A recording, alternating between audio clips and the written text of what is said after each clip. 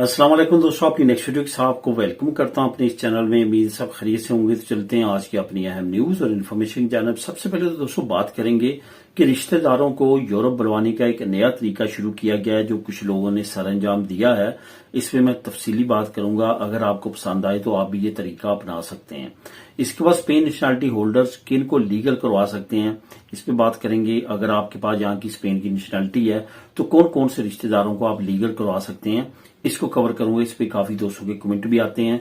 उसके बाद बस और ट्रक का लाइसेंस अगर आप करना चाहते हैं तो इसके लिए हुकूमत ने जो इमदाद की अनाउंसमेंट की है उसके बारे में अहम अपडेट है जो आप लोगों से शेयर करूंगा।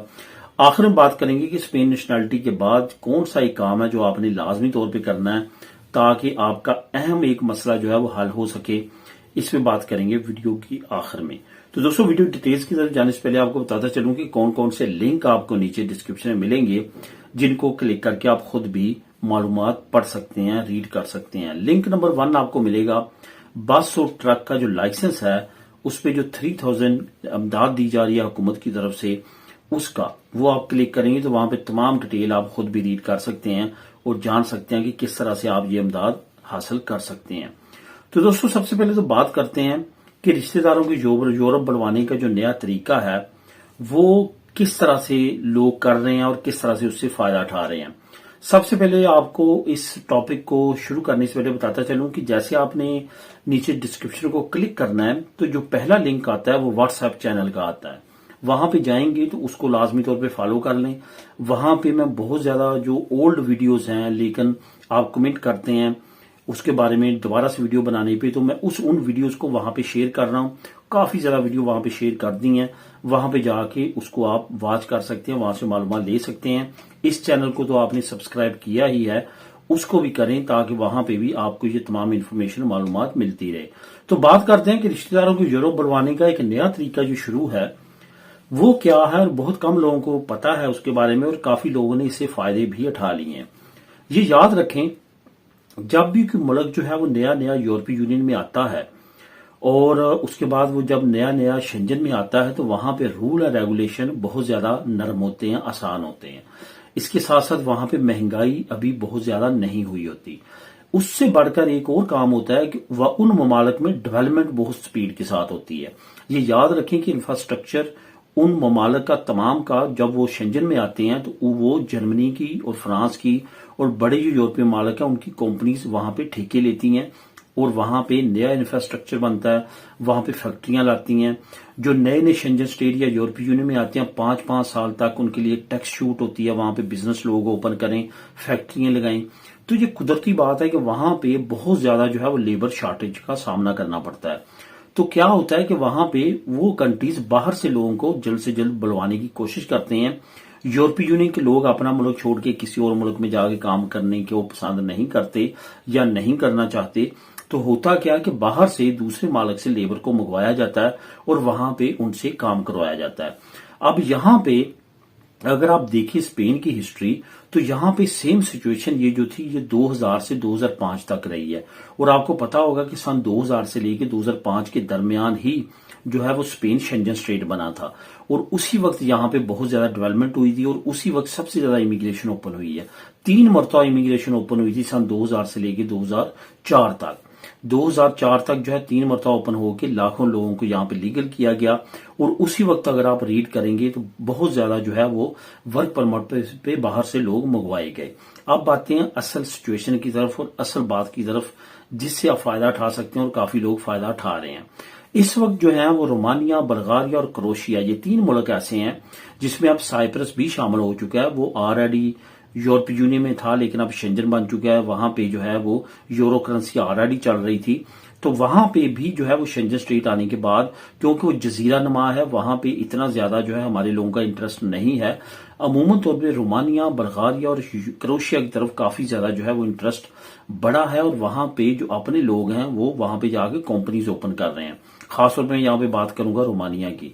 वहां पे बड़ी तादाद में लोग जो है वो कंपनीज ओपन कर रहे हैं जिसमें कंस्ट्रक्शन कंपनी है, डिलीवरी की कंपनीज हैं, दूसरी जो करते हैं ये कोरियर कंपनीज वो कंपनीज है। इस तरह की दूसरी छोटी छोटी और बड़ी बड़ी कंपनी जो है वो वहां पे लोग ओपन कर रहे हैं। ओपन करने के बाद वहां पे उनको वर्क परमिट्स की इजाजत मिलती है, वो अपनी होम कंट्री से लोगों को वहां पे बुलवा रहे हैं, क्योंकि अब रोमानिया बल्गारिया भी शेंजन स्टेट बन चुके हैं, यूरोपीय यूनियन के बाद वो शेंजन स्टेट बन चुके हैं। इस वजह से वहां पे भी काफी ज्यादा अपॉर्चुनिटीज है और वहां पे आगे निकलने से भी आप जो दूसरे मालिक में भी उनकी सेटलमेंट कर सकते हैं। फॉर एग्जाम्पल आप स्पेन में उनको लेके आना चाहते हैं या किसी और मुल्क में, तो वहां पे भी उनकी एडजस्टमेंट हो सकती है। तो ये सारी चीजें जो हैं ये इस वक्त मिलके वहां पे एक नई अपॉर्चुनिटीज वहां पे ओपन हो रही हैं। लोग वहां पे कंपनीज ओपन करके लोगों को वहां से बुलवा रहे हैं। ये यहां पे मैं आपको बताता चलूं कि रोमानिया में कुछ फ्रॉड वाली कंपनीज भी पकड़ी गई हैं जिनका कोई भी नामो निशान नहीं था और वो लोगों को बुलवा रहे थे, और कुछ कंपनीज ऐसी भी पकड़ी गई हैं जिन्होंने सिर्फ और सिर्फ अपना काम वहां पे शुरू ही इसलिए किया था कि वहां से बंदे बुलवा सकें। तो इस तरह की आप बातें चल रही हैं, वहां पे कुछ सख्ती भी बढ़ रही है, लेकिन लोग जो हैं वो लीगल तरीके के साथ काफी ज्यादा इस चीज पे काम कर रहे हैं और इस अपॉर्चुनिटी से फायदा उठा रहे हैं।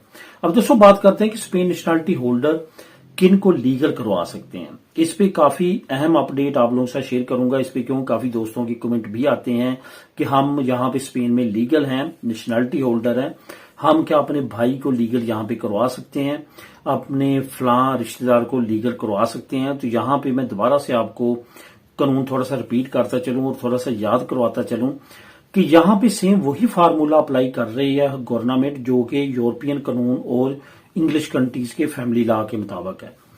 अब यहाँ पे अगर आप के पास स्पेन की नेशनलिटी है और आपका सका भाई जो है वो यहाँ पे आया है और उसके पास पेपर नहीं है, तो आप उसको इस तरह से इमदाद और उसकी मदद कर सकते हैं कि अपने नाम पे बिजनेस ओपन करें और उसको जो है वो उसका चार्ज शो करके और उसके अकाउंट के जरिए रकम की ट्रांसफर करके और उसको इस तरह से आप लीगल करा सकते हैं। अगर आप कहें कि आप नेशनलिटी होल्डर हैं और आप उसको यहाँ पे अपॉर्चुनिटी दिलवा सकें, लीगल करवा सकें, तो वो यूरोपियन फैमिली लॉ के मुताबिक या स्पेन के जो इमिग्रेशन लॉ है उसके मुताबिक मुमकिन नहीं है।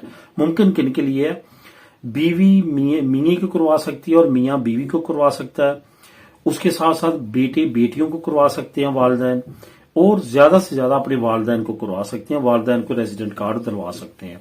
इसके अलावा जो है आप किसी और को नहीं करवा सकते कानून के मुताबिक। इस वजह से ये अपॉर्चुनिटी नहीं है। पुर दनेरो जो है वो आप जो मैंने तरीका बताया बिजनेस के जरिए वही आप तरीका अपना के अपने भाई को और अपनी बहन को ब्लड रिलेशन की बेस पे करवा सकते हैं।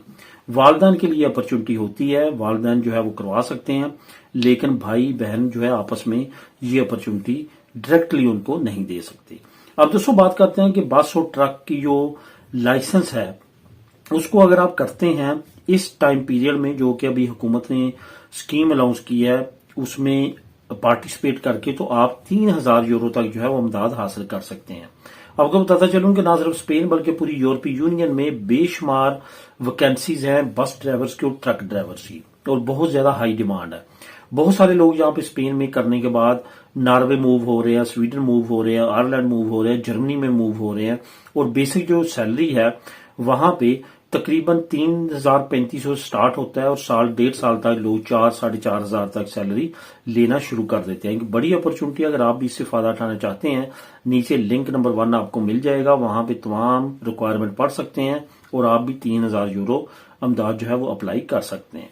अब दोस्तों बात करते हैं कि स्पेन नेशनलिटी के बाद कौन सा एक काम है जो आपने लाजमी तौर पे करना है और बहुत सारे लोग नहीं करते, देर करते हैं, जिसकी वजह से उनको मुश्किलात का सामना करना पड़ता है। मैंने अपनी लास्ट वीडियो में आपको बताया था कि स्पेन की नेशनलिटी मिलने के बाद कौन कौन से जरूरी काम है जो आपने पेपर वर्क फौरन करना है।